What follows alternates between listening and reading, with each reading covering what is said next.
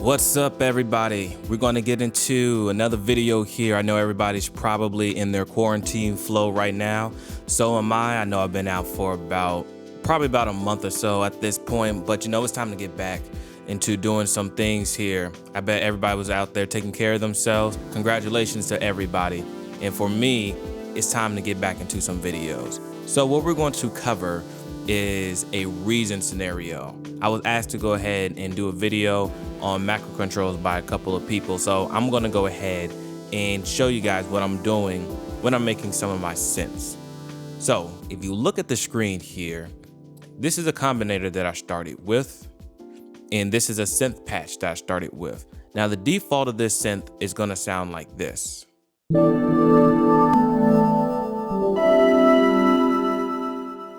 Has a really pretty sound.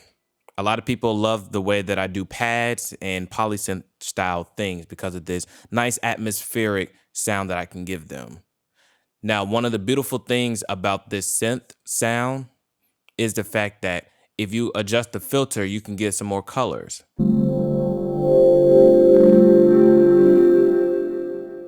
But as you hear, when I open up the filter, the level grows. If you look over here at the meter, watch as I move this filter.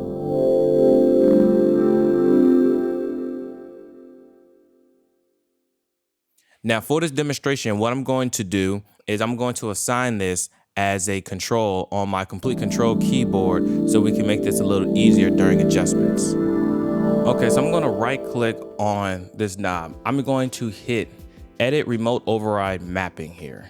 We're going to bring up this box. Okay, it's going to ask what control surface we're going to use. I'm going to use my complete control. We're going to hit that port 1.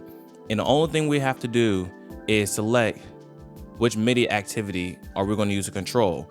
And if you see here, I am grabbing this first knob on my complete control. And on the screen, you see the MIDI activity that is learning it from. From here, we're going to hit OK.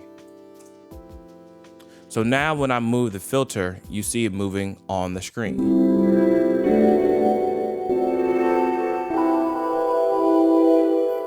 And those who have complete control, you can also look at it on my complete control says CC14. So if you have to do it manually, you'll be able to right click on this knob, hit edit remote. And as you see, channel 1 CC14.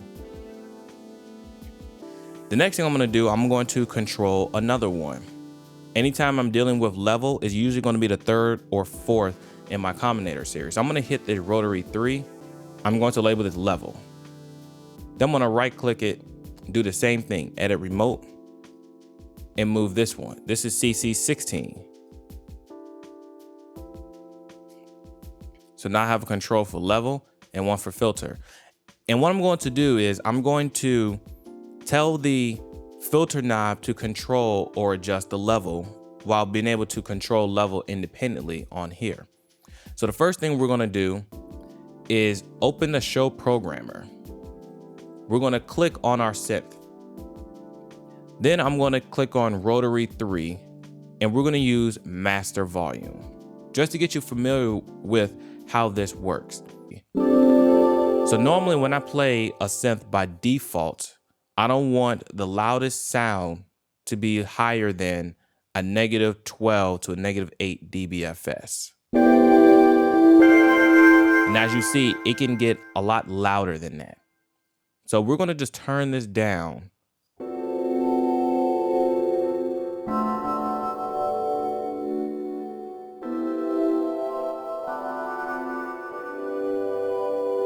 Until something comfortable, and it looks like it's right there at unity. So that's what I'm going to set this to. The minimum means that if I turn my knob all the way to the left, that is the minimum value. That's going to be a -infinity.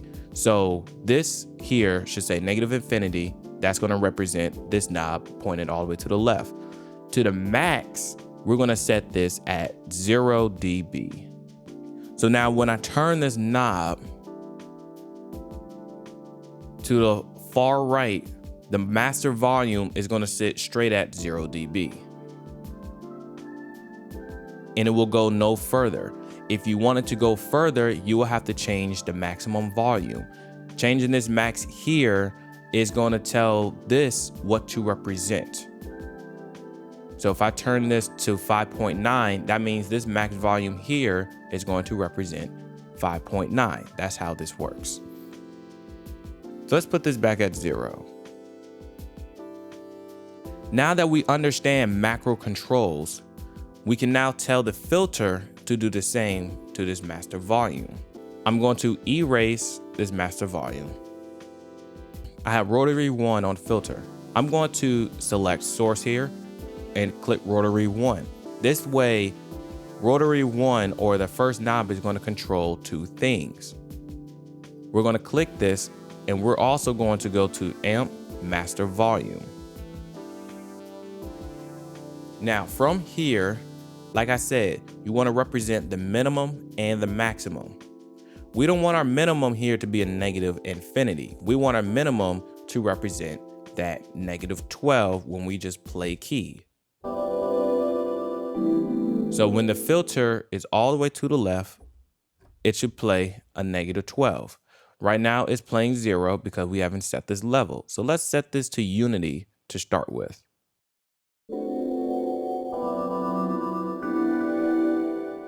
And as you see, when the filter is closed, it primarily hovers around that -12. Now, if we turn this to the right, all the way to the right, it gets extremely loud. Also because the master volume is turned up all the way. So we're going to scale this back.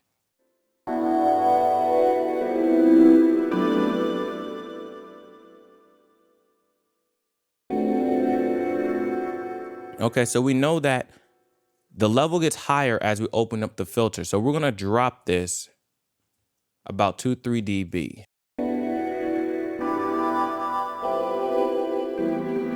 So now we're kind of staying consistent. So that means if I slide through my filter,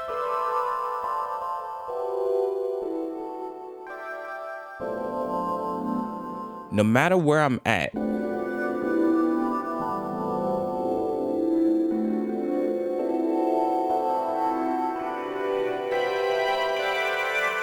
it's always going to have a consistent volume at this time.